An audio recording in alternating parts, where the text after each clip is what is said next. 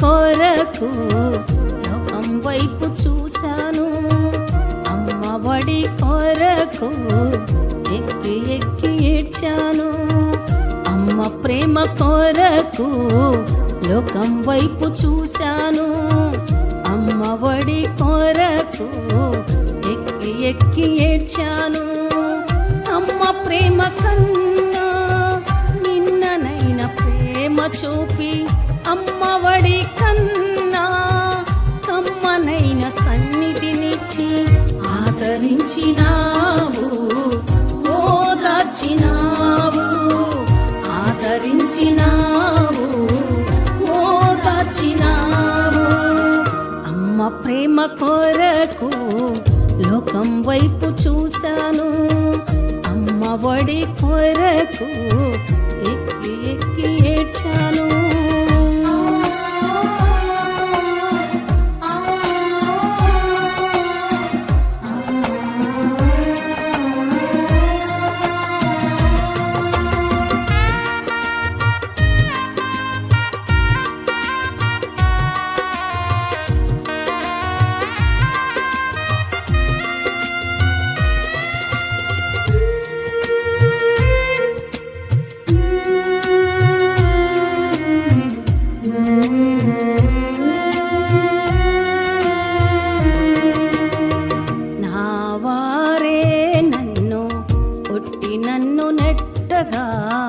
నా హృదయం నాలో వేదన పడగా,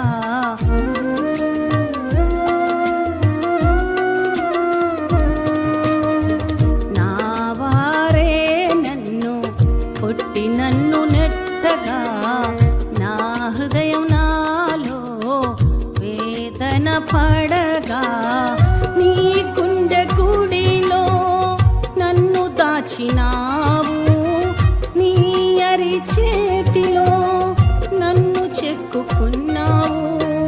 నీ గుండె గుడిలో నన్ను దాచినావు, నీ అరి చేతిలో నన్ను చెక్కుకున్నావు. ఆదరించినావు, ఓదార్చినావు, ఆదరించినావు, అమ్మ ప్రేమ కొరకు లోకం వైపు చూశాను, అమ్మ ఒడి కొరకు ఎక్కి ఎక్కి ఏడ్చాను.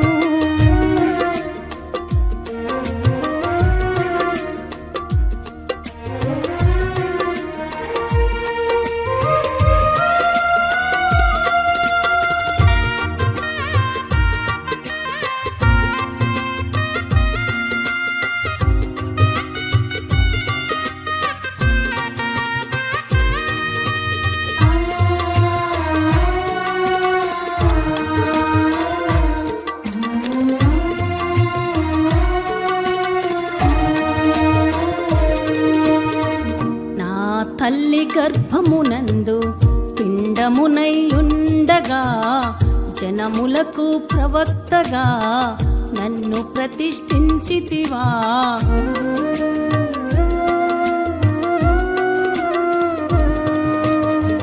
నా తల్లి గర్భమునందు పిండమునై ఉండగా, జనములకు ప్రవక్తగా నన్ను ప్రతిష్ఠించితివా. పాపినైన నాకై ప్రాణం పెట్టావా, పరలోకం నాకివ్వా, సిలువలో బలి అయ్యావా. పాపినైన నాకై ప్రాణం పెట్టావా, పరలోకం నాకివ్వా, సిలువలో బలి అయ్యావా. ఆదరించినావు, ఓదార్చినావు, ఆదరించినావు, ఓదార్చినావు. అమ్మ ప్రేమ కొరకు లోకం వైపు చూశాను, అమ్మ ఒడి కొరకు ఎక్కి ఎక్కి ఏడ్చాను.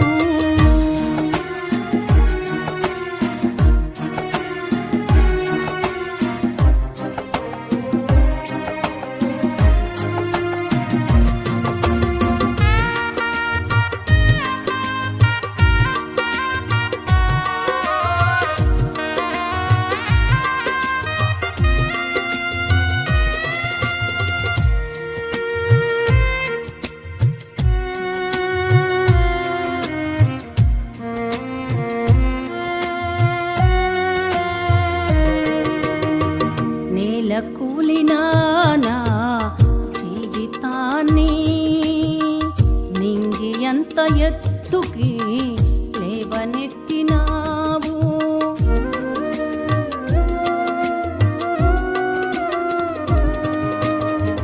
నేల కూలిన నా జీవితాన్ని నింగి ఎంత ఎత్తుకి లేవనెత్తినావు. మహిమను విడచి భువిపైకి దిగి వచ్చి మార్గము చూపిన నా యేసయ్యా. మహిమను విడచి భువిపైకి దిగి వచ్చి మార్గము చూపిన నా యేసయ్యా. ఆదరించినావు, ఓదార్చినావు, ఆదరించినావు, ఓదార్చినావు. అమ్మ ప్రేమ కొరకు లోకం వైపు చూశాను. అమ్మ ఒడి కొరకు ఎక్కి ఎక్కి ఏడ్చాను. అమ్మ ప్రేమ కొరకు లోకం వైపు చూశాను. అమ్మ ఒడి కొరకు ఎక్కి ఎక్కి ఏడ్చాను.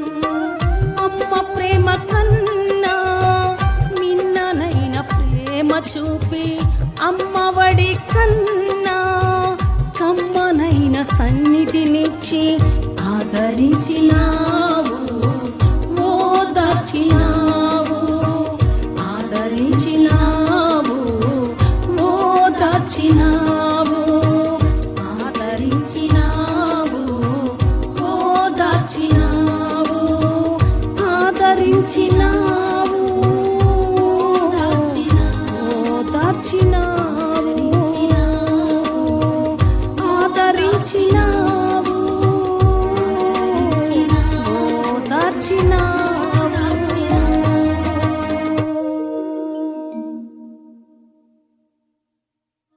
అందరికీ వందనాలు. ఇప్పుడు మా తల్లిగారైన ప్రిస్కిల్లా గారు వాక్యం చెప్తారు. అందరం శ్రద్ధగా విందాం. దేవునికి మహిమ కలుగును గాక. దేవుని బిడ్డలారా, ప్రభు పేరిట మీ అందరికి వందనాలు. మీరందరూ బాగుండాలి, భక్తిలో ఎదగాలి, దీవెన మేలు ఆశీర్వాదకరంగా మీ కుటుంబాలు ఉండాలి అని ప్రార్థన చేస్తూ ఉంటున్నాం. దేవుని యొక్క మాటలు శ్రద్ధగా వింటే చాలు, నువ్వు దీవించబడతావు. ప్రార్థన చేసుకుందాం. దేవా ప్రభా, ఈ రీతిగా నా తండ్రి నాయన ఈ బలహీనరాలైన మీ దాసురాల్ని అయ్యా నా తండ్రి కొద్దిసేపు ప్రార్థన టీవీలో వాక్యం చెప్పడానికి మీరు చూపిన కృపను పట్టి వందనాలు. పూర్తిగా నన్ను మరుగుపరచండి, మీరు మాట్లాడుకోమని, మీకే మహిమ తెచ్చుకోమని యేసయ్య నామములో అడుగుతున్నాం తండ్రి, ఆమేన్. చూడండి దేవుని బిడ్డలారా, ఈనాటి వాక్య ధ్యానము రోమీయులకు రాసిన పత్రిక 12వ అధ్యాయము 2వ వచనాన్ని మనం గమనించినట్లయితే, అపోస్తలుడైన పౌలు రోమా సంఘానికి రాస్తూ అక్కడ ఉంటున్న సంఘస్థుల యొక్క పరిస్థితిని గమనించి పరిశుద్ధాత్మ దేవుడు అపోస్తలుడైన పౌలు ద్వారా రాపించిన మాటలు ఏంటంటే, మీరు ఈ లోక మర్యాదను అనుసరింపక ఉత్తమును అనుకూలమైన సంపూర్ణమై ఉన్న దేవుని చిత్తం ఏంటో పరీక్షించి తెలుసుకొనున్నట్లు మీ మనసు మారి నూతన పరచబడుట వలన రూపాంతరం పొందుతిరి. దేవుని బిడ్డలారా, ఈ మాటల్ని మనం జాగ్రత్తగా గమనించినట్లయితే ఏంటంట, మీరు ఈ లోక మర్యాదను అనుసరించక. ఎవరు మీరు అంటే ఎవరితో చెప్తున్నారు ఇక్కడ? ఈ మాటలు ఏంటన్నా నువ్వు నేను మనమండి. దేవుని బిడల్లారా, అంటే దేవుని నమ్మిన బిడలం, ఈ పరిశుద్ధ గ్రంథాన్ని చేత పట్టిన మనం, ఈ పరిశుద్ధ గ్రంథముతో సహవాసం చేస్తున్న మనం, లోకము నుండి వేరు చేయబడిన మనం, లోకము నుండి ప్రత్యేకించబడిన మనం, లోకములో నుంచి దేవునిలోనికి వచ్చాం మనం. అయితే లోకం మనలో ఉండకూడదండి, మనం లోకంలోనే ఉండాలి, మనం లోకంలో ఉండకూడదు. ఏంటంట, ఈ లోక మర్యాదను అనుసరించక. అందుకనే దేవుని బిడల్లారా, దేవుడు అబ్రహాం అని పిలిచి అక్కడ ఒక మంచి అద్భుతమైన మాట అంటాడు. ఏమనంటే, నీవు నీ తండ్రి ఇంటి నుండి, నీవు ఇప్పుడు ఎక్కడున్నావో ఆ ప్రాంతము నుండి, అక్కడ నుండి దాన్ని విడిచి నేను నీకు చూపించే ప్రాంతానికి వెళ్ళాలి. నేను నీకు చూపించే దేశానికి వెళ్ళాలి అంటే నువ్వు ఈ లోక మర్యాదను అక్కడే ఉంటే నీ చుట్టుపక్కల ఉంటున్న వాళ్ళు ఈ లోకంలో నిన్ను ఎనిక్కిలాగి నీ భక్తి జీవితాన్ని పాడు చేస్తారు. నువ్వు భక్తిలో ముందుకు సాగకుండా చేస్తారు. నా చిత్తం ఏంటో నువ్వు ఎరగకుండా చేస్తారు. ఒకవేళ నా చిత్తము నువ్వు గ్రహించినా నా చిత్తము నీ జీవితం ద్వారా బయటికి రాకుండా, అది నెరవేర్చబడకుండా ఈ లోకము నిన్ను అడ్డుపడుతుంది. కాబట్టి నువ్వు నీ తండ్రి ఇంటిని విడిచి నేను నీకు చూపించే దేశానికి వెళ్ళాలి అన్నాడు. కాబట్టి దేవుని బిడ్డలారా, దేవుని సన్నిధికి వస్తున్న మనం చాలాసార్లు చాలా మందిని గమనించినట్లయితే దేవుని సన్నిధికి వస్తూ ఉంటారు, ప్రార్థన చేసుకుంటూ ఉంటారు, దేవుని యొక్క సన్నిధిలో ఎక్కడ తగ్గము అన్నట్లుగా ఉంటారు. అలాగే ఏదైనా సందర్భం లోకానుసారంగా లోకస్తుల్లాగా ఏమైనా లోకస్తులు లోకానుసారంగా జీవించేవాళ్ళు మన బంధువులు కావచ్చు, మన ఇంటి పక్కన కావచ్చు, ఎవరైనా కనపడితే అక్కడ కూడా వీళ్ళు లోకానుసారంగా జీవిస్తూ ఉంటారు.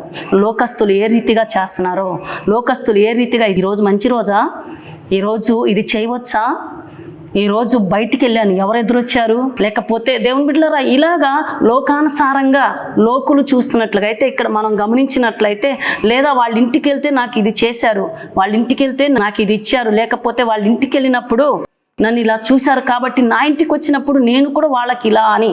దేవుని బిడ్డ, దేవుని సన్నిధికి వచ్చిన నువ్వు లోక మర్యాద అంటే లోకస్తులులాగా మొహమాటానికి పోయి అక్కడ వాక్యము లేకుండా, దేవునికి మహిమ రాకుండా, వాక్యానుసారంగా జీవించకుండా, వాక్యానికి చోటు లేకుండా లోకస్తులులాగా నువ్వు నేను మనం చేయటానికి వీల్లేదు. రోమాలో ఉంటున్న ప్రజలు ఆ రీతిగా ఉన్నారు కనుక ప్రభువు వారిని ఇక్కడ ఈ వాక్యము చేత గద్దిస్తున్నాడు. లోక మర్యాదను మీరు అనుసరించొద్దని. మీరు ఏం చేయాలంట?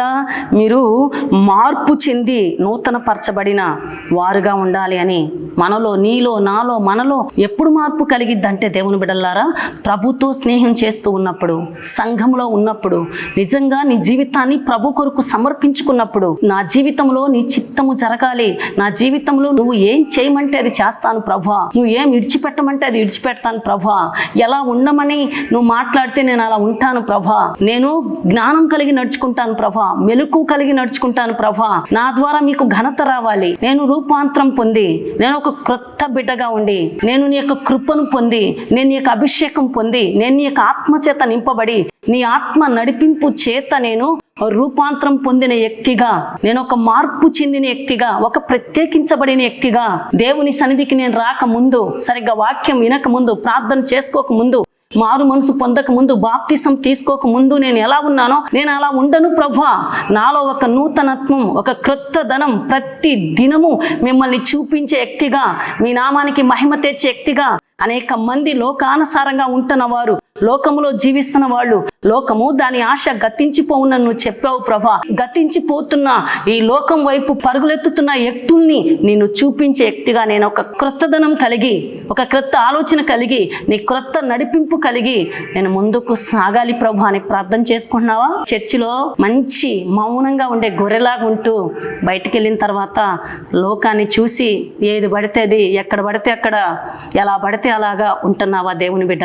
అలా ఉంటే నీ ద్వారా దేవునికి మహిమ వస్తుందా? నీ ద్వారా ఏమైనా ఒక్కడైనా మారుతారా? నిన్ను చూసిన వాళ్ళు నువ్వు దేవుని బిడ్డవి, చర్చికి వెళ్తావని ఎవరైనా భయపడతారా? మన దేవుని నువ్వు మహిమపరిచే వ్యక్తిగా, లేదా దేవుని యొక్క ప్రేమ చేత ఎవరినైనా దేవుని సన్నిధికి నడిపించే వ్యక్తిగా నువ్వు ఉంటావా? ఇంకా అలా ఉన్నప్పుడు దేవుని బిడ్డ నీ పక్షాన దేవుడు సంతోషిస్తాడా, దుఃఖపడతాడా? కాబట్టి దేవుని బిడ్డలారా, నీ ద్వారా, నా ద్వారా, మన ద్వారా మనం లోక మర్యాద అనుసరించే వారంగా కాదు. చాలా మంది దేవుని బిడ్డలారా లోక మర్యాద అనుసరిస్తూ, ఆ కాళ్ళకి నల్లతాళ్ళు కట్టుకుంటూ, పిల్లలకి ఏదో చేపిస్తూ, బలహీనమైన వాటి మీద మనసు పెడుతూ, జీవం కలిగిన దేవుడు, నీ కొరకు ప్రాణం పెట్టిన దేవుడు, నీ కొరకు పరలోక గగనాలు విడిచిపెట్టి నిన్ను ప్రేమించి, నువ్వు, నేను, మనం ఇంకా పాపంలో ఉండగానే, పాపం అనే బంధకాల్లో ఉండగానే, ఈ పాపం మనల్ని ఆరని అగ్నికి ఈడ్చుకెళ్తుందని నీకు నాకు మనకు తెలియక ముందే, జగత్ పునాది వేయబడక ముందే ఆయన నీ కొరకు, నా కొరకు, మన కొరకు ఆలోచించి బిడ్డ ఇలా ఉండు అని మార్గం చూపించి వెళ్ళిన ప్రభుకి మహిమ తెచ్చేటట్లు ఉంటున్నావా? లేకపోతే దేవుని బిడ్డ ఒక చల్లారిపోయిన వ్యక్తిలాగా, దేవునికి ఏమాత్రము నీ ద్వారాగా, నీ కుటుంబం ద్వారా కానీ మహిమ లేకుండా లోకానుసారంగా, ఇష్టానుసారంగా నా జీవితం ఇలా గడిచిపోతే చాలే, నాకు తినటానికి ఉండటానికి ఉంటే చాలే, చర్చికి వెళ్తే ఇది జరిగిద్ది, ఇది గడిచిద్ది, చర్చికి వెళ్తే ఇది లాభం వస్తుంది. ఇష్టానుసారంగా జీవిస్తూ ఈ లాభాల కొరకు, శరీరానుసారమైన లాభాల కొరకు, శరీరానుసారమైన సుఖము కొరకు కోరుకుంటూ పరుగులు తీసినావా?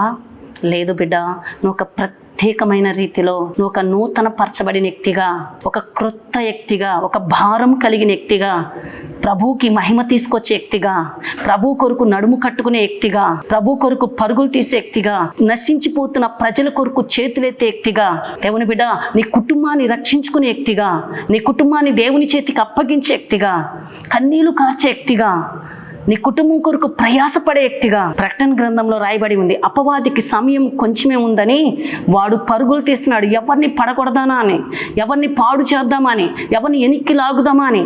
నీ కుటుంబం ఒకప్పుడు దేవుని సన్నిధికి మంచిగా సాగేదా? నీ నిర్లక్ష్యం వలన కాదు, నువ్వు లోక మర్యాద అటు ఇటు నువ్వు ఉండటం వలన కాదు, అపవాదికి నువ్వు చోటు ఇవ్వటం వలన కాదు. నీ కుటుంబం ముందుకు సాగే కుటుంబం కూడా ఈరోజు చల్లారిపోయి వెనక్కి తిరిగి లోకములో కలిసిపోయి అనేకమైన అలవాట్లకి, వ్యసనాలకి గురై ఈరోజు నీ మాట వినకుండా, నువ్వంటే లెక్క చేయకుండా, దేవుని సన్నిధి అన్నా, సేవకులన్నా, సహవాసం అన్నా ఇష్టము లేకుండా అవటానికి కారణం దేవుని బిడ్డ ఒకవేళ లోకానుసారంగా జీవిస్తున్నావా?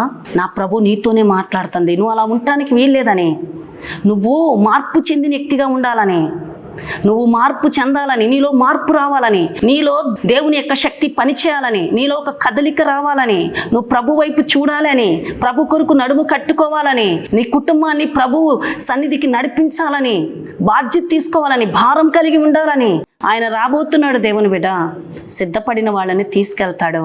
నువ్వు ప్రభు పని చేయాలని, ప్రభు సాక్షిగా నీ కుటుంబం ఉండాలని ప్రభు ఆశపడుతున్నాడు. ఈరోజు ఎలా ఉంది నీ కుటుంబం? చాలామంది అంటూ ఉంటారు, మేము అన్నీ చేస్తామండి, ఎవరిని ఇబ్బంది పెట్టమని. అలా అటు ఇటుగా ఉంటున్నావా? అందుకనే ప్రకటన గ్రంథంలో ఏమని రాయబడి ఉందో తెలుసా? ఉంటే చల్లగానైనా ఉండు, లేదా ఎచ్చగానైనా ఉండు, నులువెచ్చని స్థితిలో నువ్వు ఉంటే నా నోటిలో నుంచి ఉమ్మేస్తానంటున్నాడు. ఈరోజు చాలామంది జీవితాలు నులువెచ్చని స్థితి. చాలామంది జీవితాలు ఒక వారం దేవుని సన్నిధికి వస్తే మరో వారం దేవుని సన్నిధి అంటే ఈజీగా ఎగ్గొట్టే, ఏమ్మా అంటే ఏదో సాకు, ఎందుకు రాలేదంటే 100 కారణాలు. చాలామంది ఫోన్కి, టీవీకి, ముసలమ్మ ముచ్చట్లకి, ఫ్రెండ్స్కి అక్కడ ఇక్కడ సమయాన్ని కేటాయిస్తూ జీవం కలిగిన దేవుణ్ణి దుఃఖపరుస్తున్నావా? దేవుని బిడ్డ నిన్నెందుకు రక్షించుకున్నాడు దేవుడు? నిన్నెందుకు ఏర్పరచుకున్నాడు? నిన్నెందుకు పిలుచుకున్నాడు? నీ దాకా వాక్యాన్ని ఎందుకు పంపించాడు? లోకానుసారంగా ఉండటానిక? లేదు, ఒక మార్పు చెందిన ఒక క్రొత్త వ్యక్తిగా నువ్వు ఉండాలని, నువ్వు దేవుని యొక్క ఆత్మచేత నింపబడాలని, దేవుని యొక్క అభిషేకం నీ మీదికి రావాలని, అనేక మందిని దేవుని యొక్క ఆత్మచేత నువ్వు దేవుని యొక్క తట్టు త్రిప్పాలని. బంధకాల్లో, పాపంలో, శాపంలో, వ్యసనాల్లో ఉంటున్న వాళ్ళు ఈరోజు ఎంతో మంది దేవుని ఎరగని ప్రజలు, నా బిడ్డలు ఎలా మారతారా, నా బిడ్డలు ఈ కట్టు ఎలా తెగుతాయా, నా బిడ్డ దీని నుంచి ఎలా బయటికి వస్తాడా, నా భర్త ఎలా మారతాడా, నా కుటుంబం ఎలా బాగుపడిద్దా అని ఏం చేస్తే, ఎక్కడికి వెళ్తే, ఎవరితో మాట్లాడితే, ఎవరు నా కుటుంబం గురించి ఏమైనా మంచి విషయాలు చెప్తే ఇందామని నలిగిపోతున్న వాళ్ళు ఎంతోమంది ఉన్నారు. ఈ శుభవార్త నువ్వు చెప్తున్నావా? దేవుని సన్నిధికి వస్తే నీ జీవితం నూతన పరచబడుతుందని, నీ కుటుంబం నూతన పరచబడుతుందని, నీ ఇంట్లోకి ప్రభు వస్తే అన్నీ నూతన పరచబడతాయని, ప్రభు ఆ కార్యం చేస్తాడని, దానికి అర్హుడు, యోగ్యుడు ప్రభు అని, ప్రభు అందరికి ఉపకారి అని చెప్తున్నావా ఎవరికైనా? లేకపోతే నీ వరకు నువ్వే భక్తి చేస్తున్నావా? ఏదైనా ఒక షాపు, దాంట్లో మనకి కొంచెం రేటు తక్కువ, మంచి క్వాలిటీ ఏదైనా ఇస్తున్నారంటే 10 మందికి చెప్పకుండా ఉండలేమే? మరి పరిశుద్ధుడైన దేవుని గురించి ఎందుకు చెప్పకుండా ఆగిపోతున్నావు? దేవుని బిడ్డ అది నీ బాధ్యత కాదా? చెప్పాలని నీకు అనిపించట్లేదా? ప్రభు గురించి ఇంకా సరిగ్గా నువ్వు తెలుసుకోలేదా? ప్రభు దగ్గరికి నడిపించాలి, ప్రభు చేతుల్లోకి నా కుటుంబీకుల్ని, నా బంధువుల్ని, నా రక్త సంబంధికులకి ఈ మేలైన మార్గంలోనికి నడిపించాలి. నేను బాధ్యత తీసుకోవాలి. నా పని చేసుకుంటూ, నా కుటుంబాన్ని చూసుకుంటూ నేను ప్రభు కొరకు ఒక గొప్ప సాక్షిగా నేను ఉండాలని సమరయ స్త్రీ దగ్గరికి వెళ్ళి కొద్దిసేపు దేవుడు మాట్లాడాడు. ఆమెలో నూతనత్వం వచ్చింది. ఆమె లోకాన్ని విడిచిపెట్టింది. లోక మర్యాద, ఇంకా లోకము నాకు వద్దు, దాని విషయంలో నేను సిలువేశాను, దాని విషయంలో నా ప్రభువుకు నేను ప్రతిష్ఠించాను, దాన్ని విడిచిపెట్టాను, విసర్జించాను. నాతో ప్రభు ఉంటే చాలనుకుంది. ఆ ఊరుని కదిలించింది. అదండి నూతనత్వం అంటే, అదండి భారం అంటే, అదండి దేవునికి మహిమ తీసుకొచ్చే విధానం అంటే. ఎన్ని సంవత్సరాలైంది దేవుని తెలుసుకొని? సంవత్సరాలుగా నువ్వు ఒక్కదానివే వచ్చి వెళ్తూ ఉంటావా? సంవత్సరాలుగా నువ్వు వాక్యం వింటూనే ఉంటావు, కానీ మార్పు రాదా నీలో? ఏది అడ్డుపడుతుందో? ఒకవేళ నువ్వే ఇంకా మార్పు చెందలేదేమో, నీలో ఏమైనా పాపం పనిచేస్తుందేమో. పూర్తిగా నేను మారితే ఈ పాపాన్ని విడిచిపెట్టాలి, ఈ లోకాన్ని విడిచిపెట్టాలి, ఈ లోక మర్యాద విడిచిపెట్టాలి, ఈ లోకానుసారమైన బంధువుల్ని విడిచిపెట్టాలి. నీ బంధువుల్ని విడిచిపెట్టొద్దు, కానీ బంధువులో ఉన్న లోక మర్యాదలను విడిచిపెట్టు. ఒక ప్రత్యేకమైన రీతిలో నువ్వు జీవించు. ప్రభు నిన్ను ప్రేమిస్తున్నాడు. ప్రభు దృష్టిలో నువ్వు ఒక ప్రత్యేకించబడిన వ్యక్తివి, నువ్వు ఒక ఇలువైన వ్యక్తివి, నువ్వు పరలోకానికి చెందిన వ్యక్తివి. ఈ భూలోక సంబంధమైన చిన్న చిన్న వాటి మీద మనసు పెట్టి, చిన్న చిన్న వాటిని నమ్మి, చిన్న చిన్న వాటి మీద ఆధారపడి ఎందుకు నీ జీవితంలో దేవుని యొక్క పని జరగకుండా ఆపుకుంటున్నావు? దేవుని బిడ్డ, ఇక్కడ రోమాలో ఉంటున్న ప్రజలు దేవుని సన్నిధే, లోక మర్యాదే అన్నట్లుగా వారు ఉంటే పౌలును దేవుడు మరుగుపరుచుకొని మాట్లాడుతున్నారు. మీరు అలా ఉండటానికి వీల్లేదని, మీరు మార్పు చెందిన బిడల వలె ఉండాలని, మీరు రూపాంతరం పొందాలి అని. అవునండి, ఎప్పుడు పొందుతాం రూపాంతరం అంటే? యేసు ప్రభు కొండ మీద ప్రార్థన చేస్తూ ఉంటే ఆయన అక్కడ రూపాంతరం చెందాడండి. దేవునికి ఘనత కలుగును గాక. దేవుని బిడ్డలారా, అంటే ప్రార్థనలో రూపాంతరం పొందుతావు నువ్వు, ప్రార్థనలో విడిచిపెట్టవలసినవి విడిచిపెడతావు నువ్వు, ప్రార్థనలో ఒప్పుకుంటావు నువ్వు, ప్రార్థనలో పశ్చాత్తాపడతావు. దేవుని బిడ్డ, ప్రార్థన ఉందా నీకు? విశ్వాసి, ఓ దేవుని బిడ్డ, దేవుని సన్నిధికి వస్తూ వెళ్తున్న దేవుని పిల్లలారా, నీ ఇంట్లో కుటుంబ ప్రార్థన ఉందా? కుటుంబం అంతా సమయానికి దేవుని సన్నిధికి వెళ్తున్నారా? దేవుని యొక్క సన్నిధిలో ఏమైనా పరిచర్య చేస్తున్నారా? దేవునికి ఏమైనా ఉపయోగపడేటట్లు ఉన్నారా? సేవకులకు ఏమైనా ఉపయోగపడేటట్లు ఉన్నారా? మిమ్మల్ని చూసి సేవకులు దేవుని బిడ్డలారా సంతోషిస్తున్నారా? నిజంగా ఈ కుటుంబం రాకపోతే సంఘములో ఎంతో కొరతగా ఉంటుంది అన్నంత అద్భుతమైన రీతిలో సంఘములో నువ్వు స్థిరపడ్డావా? అసలు నువ్వు ఎప్పుడు వస్తావో ఎప్పుడు వెళ్తావో నీకో తెలియదా? దేవుని బిడ్డ, ఆరాధన 7 గంటల కంటే నువ్వు 8 గంటలకు వస్తున్నావా? ఆరాధన 10 గంటల కంటే నువ్వు 11 గంటలకు వస్తున్నావా? జీవితాన్ని చక్కగా కట్టుకోలేదా? ఇంకా మార్పు చెందలేదా? ఇంకా లోకాన్ని విడిచిపెట్టలేదా? నీలో ఇంకా లోకాశలు గతించిపోలేదా? లోకాశలతో ఉంటున్న ఒక స్త్రీ ఎవరావిడి? లోతు గారి భార్య అండి. దేవుడే వాళ్ళ ఇంటికి వెళ్ళి తన భర్తతో మాట్లాడి, నువ్వు నీ కుటుంబాన్ని తీసుకొని ఈ ప్రాంతాన్ని విడిచి వెళ్ళిపోవాలి, వెళ్తూ వెనక్కి తిరిగి చూడొద్దంటే ఆ స్త్రీ ఏం చేసిందో తెలుసా? ఓ దేవుని బిడ్డలారా, స్త్రీలారా, జ్ఞానవంతురాలు తన ఇల్లు కట్టుకుంటుందని వాక్యం చెప్తుంది. ఏ జ్ఞానంతో? చాలామంది స్త్రీలకి, పురుషులకి, పిల్లలకి ఈ రోజుల్లో జ్ఞానం లేదు అని అంటానికి లేదు, కానీ ఎర్రి జ్ఞానం అండి, దయ్యపు జ్ఞానం అండి, కుటుంబాన్ని పతనం చేసే జ్ఞానం అండి, దేవునికి చెడ్డ పేరు తీసుకొచ్చే జ్ఞానం అండి, మోసం చేసే జ్ఞానం అండి, మోసపోయే జ్ఞానం అండి. దాంట్లో నుంచి నువ్వు బయటికి రావాలి, దేవునికి మహిమ తెచ్చే వ్యక్తిగాను ఉండాలి. వెనక్కి తిరిగి చూడొద్దు అంటే లోతు గారి భార్య ఏం చేసింది? శరీర ఆశలండి చాలామందికి, శరీర కోరికలండి చాలామందికి. ఇదంతా అపవాది తంత్రం. నీ శరీర కోరికలు సిలివేస్తావా? నీ లోకానుసారమైన లోక మర్యాదను సిలివేస్తావా? ప్రభా, నీ కొరకు నేను బ్రతుకుతాను ప్రభా. చాలామంది దేవుడు నన్ను ఎందుకు దీవించట్లేదు, కార్యం ఎందుకు జరగట్లేదు, అసలు దేవుడు వినట్లేదా, లేదా సేవకులు ప్రార్థన చేయట్లేదా, లేదా సంఘం పట్టించుకోవట్లేదా అంటారు చాలామంది. నువ్వు మార్పు చెందితే నీ కొరకు సేవకులు కూడా ప్రార్థన చేయక్కర్లా. నీ ప్రార్థన దేవుడు అంటాడు, నీ ప్రార్థన దేవుని సన్నిధికి వెళ్ళిద్ది, నీ ప్రార్థన నీకు ఉత్తరం తీసుకొస్తుంది. నువ్వు దేని గురించి ప్రార్థన చేస్తున్నావు, దేని గురించి మొర్ర పెడుతున్నావు, దేని గురించి కన్నీళ్లు కారుస్తున్నావు, నీ కుటుంబంలో ఏం కొరత ఉందో, ఏ నిన్ను ఇబ్బంది పెట్టే, నీ శరీరంలో ఏ బలహీనత ఉందో, మన ప్రభు ప్రార్థన ఆలకించే దేవుడు, మన ప్రభు ప్రార్థనకి ప్రతిఫలం ఇచ్చే దేవుడు, మన ప్రభు ప్రార్థన చేసేవాళ్ళని రహస్యంగా చూచే దేవుడు. రహస్యంగా ప్రభు కనుల్లో పాపం చేస్తూ పడుతున్నావా దేవుని బిడ్డ? లేదా ప్రార్థన చేస్తూ రహస్యంగా చూస్తున్న దేవుని కంట్లో పడుతున్నావా? నువ్వు ఎలా ఉన్నావు? ఈ మాటలు వింటున్న దేవుని బిడ్డ, ఈ అంత దినాల్లో ఎలా ఉన్నావు? నీ సాక్ష్యం ఎలా ఉంది? నీ ఆత్మీయ జీవితం ఎలా ఉంది? నీ కుటుంబ పరిస్థితి ఎలా ఉంది? చాలామంది దేవుని సన్నిధికి వస్తూ ఉంటారు, నోరు కంట్రోల్లో పెట్టుకోరు. చాలామంది దేవుని సన్నిధికి వస్తూ ఉంటారు, కళ్ళు కంట్రోల్లో పెట్టుకోరు. మనసు కంట్రోల్లో ఉండదు, సంచారం చేస్తూ ఉంటుంది. ఈ లోకంలో చూసే ప్రతి ఒక్కటి, జరిగే ప్రతి ఒక్కటిలో నేనుండాలి, అలా నేనుండాలి అనుకుంటూ ఉంటారు. నువ్వు అలా ఉండటానికి వీల్లేదు దేవుని బిడ్డ. నువ్వు ఒక ప్రత్యేకమైన రీతిలో ఉండాలి. నువ్వు ఒక ప్రత్యేకత, నువ్వు దేవుని బిడ్డగా ఉండాలి, పవిత్రంగా ఉండాలి, పరిశుద్ధంగా ఉండాలి, నీతిమంతుడైన దేవునికి మహిమ తెచ్చేటట్లు ఉండాలి, దేవుని నామానికి ఘనత తెచ్చే బిడ్డగాను ఉండాలి. ఈ మాటలు వింటున్నావు, నువ్వు ఎలా ఉన్నావు? ఆనాడు రోమీలకు రాసిన పత్రికలో రోమాలో ఉంటున్న సంఘానికి కాదు, ఈ వాక్యం వింటున్న నీతోనే దేవుడు మాట్లాడుతుంది. లోకాన్ని విడిచిపెడతావా? లోక అలవాట్లు విడిచిపెడతావా? లోక మర్యాద విడిచిపెడతావా? లోకస్తులు వెళ్తున్న మార్గాన్ని విడిచిపెడతావా? ప్రభు మార్గంలోనికి వస్తావా? ప్రభు చిత్తాన్ని గమనిస్తావా? ప్రభు చిత్తం కొరకు ప్రార్థిస్తావా? ఎదురు చూస్తావా? నీ చిత్తము నా జీవితంలో జరుగును గాక ప్రభు అని ప్రభుకు చోటిస్తావా? దేవుని బిడ్డ, నీ కుటుంబం అంతా ప్రభు సన్నిధిలో నడిపించడానికి నడుము కట్టుకుంటావా? పురి కలుపబడతావా?